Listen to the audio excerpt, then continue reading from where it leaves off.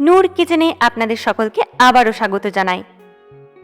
আজকে আপনাদের জন্য এনেছি একেবারে বাঙালির মন ছুঁয়ে যাওয়া একটা রেসিপি, অল্প মশলায় দুরন্ত স্বাদের চিংড়ি কচু। কম উপকরণে সহজ উপায়ে আর স্বাদে একেবারে দুর্দান্ত। চলুন বেশি কথা না বাড়িয়ে রান্না শুরু করা যাক। প্রথমেই আমি চুলায় কড়াই বসিয়ে দিলাম, তাতে দিয়ে দিলাম সর্ষের তেল। এই সর্ষের তেল কিন্তু বাঙালির রান্নার প্রাণ। তেলটা গরম হয়ে গেলে দিয়ে দিলাম ছোট ছোট করে কেটে রাখা আলুগুলো। এইগুলো আমি আগে থেকেই কেটে ধুয়ে রেখেছিলাম। হালকা লালচে করে ভেজে নিলাম, ব্যাস। এবার আলুগুলো তুলে রাখলাম। এবার ওই তেলেই ঢুকে পড়ল কচু।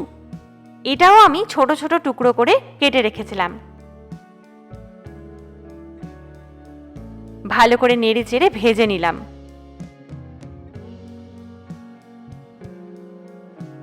কচুটা সুন্দরভাবে ভাজা হয়ে গেলে সেটাও তুলে রাখলাম। তেলে একটু ঘাটতি ছিল, তাই অল্প করে তেল যোগ করলাম। এরপরে দিয়ে দিলাম পেঁয়াজ কুচি। পেঁয়াজটা হালকা সোনালি রং হওয়া পর্যন্ত ভাজলাম। পেঁয়াজ ভাজা হয়ে গেলে দিয়ে দিলাম 1 চা চামচ রসুন বাটা আর সামান্য পরিমাণ আদা বাটা। নেড়ে চেড়ে দিয়ে দিলাম স্বাদ মতো লবণ, 1/2 চা চামচ হলুদ গুঁড়ো, 1/2 চা চামচ ধনে গুঁড়ো, 1/2 চা চামচ জিরে গুঁড়ো আর 1/2 চা চামচ শুকনো লঙ্কা গুঁড়ো। সব মশলাটা মিলে একটুখানি জল ছিটিয়ে কষিয়ে নিলাম। দেখবেন মশলা তেল ছেড়ে দিয়েছে, তখন বুঝবেন সময় হয়েছে চিংড়ি ঢোকানোর। এবার দিয়ে দিলাম আগে থেকে পরিষ্কার করে ধুয়ে রাখা চিংড়ি মাছ। চিংড়িগুলোকে ভালো করে মশলার সঙ্গে মিশিয়ে ভেজে নিলাম, যতক্ষণ না পর্যন্ত চিংড়ির রং বদলে যায়।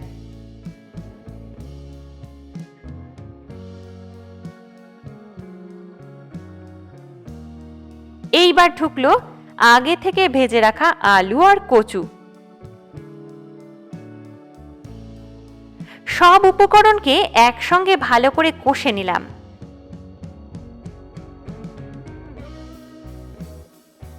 আবার একটুখানি জল দিয়ে নেড়ে কষে নিলাম, যেন মশলাটা ঢুকে যায় প্রতিটি টুকরোর মধ্যে।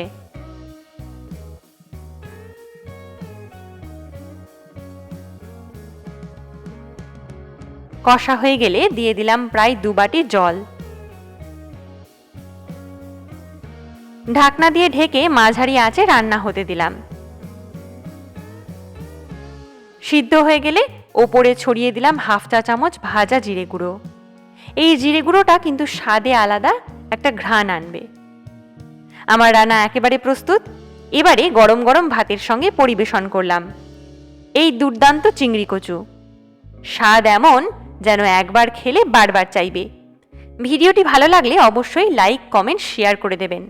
আর হ্যাঁ, অথচ লোভনীয় বাঙালি রান্নার জন্য সাবস্ক্রাইব করে পাশে থাকুন। আজ এই পর্যন্তই, দেখা হবে পরের ভিডিওতে। ভালো থাকবেন, সুস্থ থাকবেন।